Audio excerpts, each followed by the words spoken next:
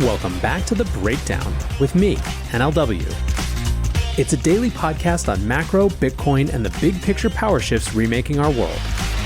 The Breakdown is sponsored by Nexo.io, Arculus, and FTX, and produced and distributed by CoinDesk. What's going on, guys? It is Sunday, February 6th, and that means it's time for Long Reads Sunday. And today we are talking privacy.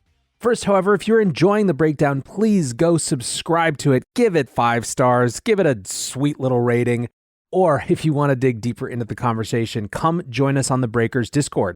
You can find a link in the show notes, or you can go to bit.ly/breakdownpod. Now, it was recently Privacy Week at CoinDesk, and so we got a whole slew of great content to draw from. And so today I'm actually going to read 2 different pieces. It's going to be privacy in the context of Web3 and privacy in the context of Bitcoin. And we're going to start in Web3 with a piece from Bair of the Secret Foundation, who writes, "Don't let Web3 repeat Web2's mistakes. Web3 must be private by default." Crypto has undergone an impressive spate of growth recently. We've gone from a few hundred users of non-fungible tokens, NFTs, a couple thousand Ethereum node operators, and maybe a multitude more of Bitcoin holders, to several million investors and users across the industry. It's wonderful there's an open online world where anyone can create, build, and explore without permission. That value is being created and freedom preserved, but there's something being lost in the mix: privacy. Web3, the buzzy corner of crypto that spans everything from play-to-earn gaming to collectibles to decentralized finance, seems to be repeating the same missteps of Web2. Although touted as a solution to the perils of internet centralization by letting people own their own data and earn rewards for the value they create, Web3 is failing on those big promises. And with some of the biggest Web2 builders entering the Web3 space, the problem may only get worse. The Web2 economy was built on a simple idea: collect a cheap resource at scale, user data, then repackage and monetize access to it as an expensive product. It gave users near unlimited ability to create content and connect globally while giving advertisers a captive audience. Companies including Facebook and Google built trillion-dollar businesses in walled gardens around this arbitrage, then changed their names, Meta, Alphabet, to distance themselves from the extractive platforms that allowed for their obscene growth. Along the way, user privacy was not merely ignored, it was abandoned. It was only after the Cambridge Analytica whistleblowers came forward that we truly became aware of how our data was being misused and resold, occasionally at the expense of democracy itself. Almost every Web2 company has dealt with massive privacy failings and data breaches, from Uber to Equifax to LinkedIn to Alibaba. Despite all the lofty promises of Web3, it has not solved this core issue. While the blockchain world is indeed far more open than Web2, it is actually far less private. Blockchains leak all user data by default, not just to Cambridge Analytica, but to anyone who glances at the blockchain. The dominant public by default model means users must give up control of their data by default as well. This failure means Web3 is not becoming user-centric after all. Public by default systems and blockchains re-centralize and converge to winner-take-all structures. Whoever has the resources to make best use of all the publicly available data will capture the majority of the value. In other words, the rich get richer and users lose their control. Web3 companies like Chainalysis have achieved multi-billion-dollar valuations on this play. Miners, the computers that secure and order blockchains, routinely front-run users based on their privileged view into publicly available data. Meanwhile, Web2 companies like Meta, the former Facebook, are clearly seizing the next multi-trillion-dollar opportunity by concentrating their entire focus on the emerging metaverse. The same companies that shattered online privacy in the age of social media are now angling to control our open metaverse, wielding war chests of billions of dollars in hopes of capturing trillions. There are 2 bad choices: an open metaverse that leaks all data by design, and a metaverse owned and operated by the same companies that routinely exploit user data. We need to actively reject both. As we watch the metaverse emerge and build its foundation, we must be aware of and actively work towards a better model. Web3 and the open metaverse must embrace privacy by design, protecting users by default, and allow them to consent to and benefit from the use of their data. It's not just a dream. Tens of thousands of users in our community around the world are already building and using private by default, decentralized, and self-sustaining applications that are truly empowering. We've been working towards this vision since 2015, and with the stakes higher than ever, this is the perfect moment to join our fight. A metaverse that protects our privacy is the only one worth creating and the only one worth living in. Nexo is a trusted and easy-to-use crypto platform where you can buy cryptocurrencies at the touch of a button and start earning up to 18% annual interest that is paid out daily. They support all of the major assets on the market and even allow you to swap one asset for another or borrow cash against your crypto without selling it. Nearly 3 million people in over 200 countries trust Nexo with their digital assets. So whether you're just getting started or you're a seasoned pro, get the most of your crypto today with Nexo at nexo.io. Meet Arculus, the next generation cold storage wallet. Arculus secures your crypto using 3-factor authentication, providing a simpler, safer, and smarter way to store, buy, swap, send, and receive crypto. Arculus is offline cold storage. Your private keys are encrypted on the Arculus Key Card and are never online. Stay safe from hackers with no cords, no charging, no Bluetooth. Just crypto security made simple. Buy now at getarculus.com. That's GETARCULUS.com.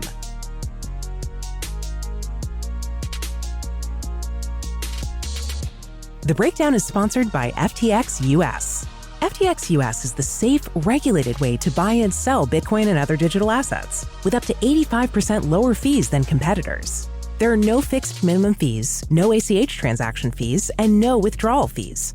One of the largest exchanges in the US, FTX US is also the only leading exchange that supports both Ethereum and Solana NFTs. When you trade NFTs on FTX, you pay no gas fees. Download the FTX app today and use referral code BREAKDOWN to support the show. All right, there's Web3 and privacy. Next, let's talk Bitcoin and privacy. This piece is by Murtaza Hussain, and it's called Bitcoin Protects Privacy and Fights Oppression. Surveillance is power, as authoritarian regimes across history have known. The emergence of the internet in the late 20th century made surveillance easier than ever by creating a historically unprecedented repository of information about individuals and organizations stored on servers throughout the world. Over the years, the danger of the internet's panopticon have pushed many ordinary people to fight back, advocating for regulation via their governments where possible, but also by developing their own technological defenses, including popular tools like encrypted email and messaging platforms. It is no exaggeration to say that without privacy, individual freedoms cannot long survive. And the battle for privacy in the digital age is now headed to its newest and perhaps most consequential stage with the emergence of central bank digital currencies. CBDCs are central government's attempts to turn blockchain technology to its own use, utilizing its efficiencies for storing and transferring value, but also through the social control via surveillance that makes it possible. CBDCs have clear benefits over the analog financial system, but alongside the promise of increased financial access and efficiency, they also expose citizens to a level of potential surveillance inconceivable in the past. An authoritarian government administering a CBDC would have total oversight of every transaction anywhere on Earth that used that currency, as well as the ability to freeze, expropriate, or even force spend funds owned by private individuals as it deemed fit. The prospect of such state-controlled currencies like the digital yuan already being rolled out in China also highlights why a technology like Bitcoin might wind up in future being the only insurance against financial repression in authoritarian countries and even in democracies like the United States. The gravity of this issue as it pertains to privacy and surveillance is especially clear to me. As a journalist, I spent years reporting on classified documents provided by National Security Agency whistleblower Edward Snowden. The documents showed in incredible detail the powers the US government had gained to surveil and by extension control the lives of individuals whose communications fell under its massive global dragnet. Behind the scenes, the NSA had developed the power to collect essentially any private message or metadata it sought from devices around the world, including from American citizens who had never suspected the level of power their government privately held over them. Surveillance can ruin lives, and I have seen up close the impact it can have on innocent people caught up in a digital dragnet. CBDCs have the potential to supercharge the surveillance power created by the internet even further. Whereas Web 2 revolutionized how information could be created and spread, Web 3 will do the same for the creation and dissemination of economic value. Governments will seek to have as tight a control as possible over this, just as they did with the internet.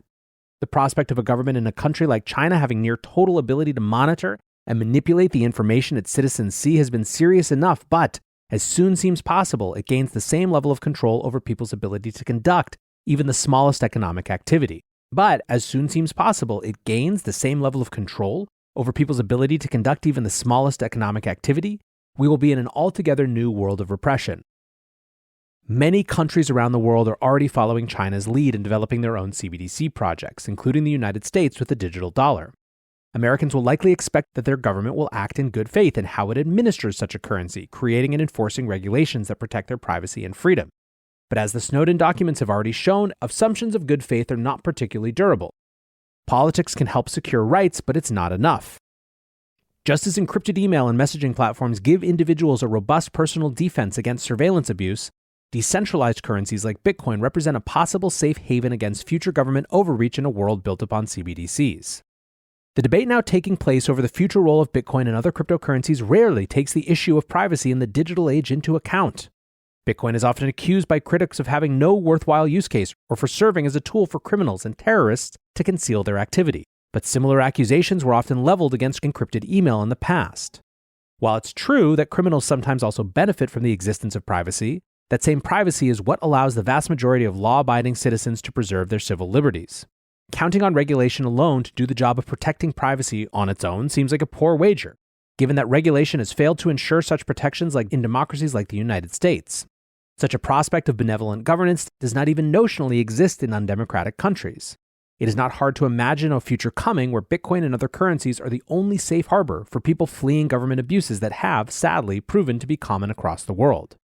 In 1975, describing an analog age of spying that involved phone taps and physical bugging that we would now consider quaint, Senator Frank Church from Idaho warned of the dangers of the information surveillance regime already growing in the United States. The surveillance power of the government and its security agencies could, quote, at any time be turned around on the American people, and no American would have any privacy left. Such is the capability to monitor everything. Telephone conversations, telegrams, it doesn't matter. There would be no place to hide, he said. Church spelled out what it would mean for democracy. If a dictator were to ever take power in the United States, that person could use surveillance, quote, to impose total tyranny, and there would be no way to fight back. The government now has surveillance powers beyond what Senator Church could ever dream of then, and those powers are on the cusp of becoming even more powerful as digital currencies rise to prominence. These state-backed digital currencies will be the next battleground in the fight over privacy, and no weapon can be discarded in defense against their possible abuse. Bitcoin is not exempt from critique, but because of its decentralized protocol, it is the most likely bet to offer strong resistance against a future financial panopticon. Those who have known what it is like to have their freedoms quashed by regimes of surveillance and social control in the United States and abroad know the potential virtues of censorship-resistant currency cannot be lightly dismissed. Neither Bitcoin nor cryptography in general can be a wholesale substitute for politics, but they offer a practical way to protect the most vulnerable from predation in the digital age. In the brave new financial system now on the horizon, they are tools we will need on our side. So obviously between these two pieces, and this is NLW again, there is a lot to consider as it relates to these questions of privacy. I think the point that I want to make or just reinforce is that this is a conversation that we need to have. Anytime you're involved in building or distributing or just investing in a set of new technologies that really could disrupt the current order, you are engaging in a values conversation whether you realize it or not. Technology may be agnostic, but design decisions tend to lead themselves to social ramifications that are not. Bitcoin being pseudonymous but not anonymous is one of those design decisions. And there are many critics who think that Bitcoin isn't private enough. However, the specific ways we design a CBDC will also have pretty significant impacts. I think Murtaza's point here is that even in the best case scenario where we argue and fight and get serious privacy concessions, a digital currency that actually has similar properties of cash built into its design, it may not be enough because the possibility of abuse, even if below board and behind the scenes, is never far away. For that reason, he argues, we need these alternatives, and I strongly agree. However, I also would say that it's still worth having that fight when it comes to CBDCs. There is a large group of people in Congress and the Senate who agree that if these technologies are going to be the future of the American dollar system, they need to have those privacy-preserving features built in. In fact, the only way that it might be constitutional to have that form of money is with those privacy provisions built in. That doesn't mean that three-letter agencies won't abuse it, but it certainly changes the nature of the power they are given to do so. I want to say thanks again to my sponsors, Nexo.io, Arculus, and FTX for sponsoring the show. And thanks to you guys for listening. Until tomorrow, be safe and take care of each other. Peace.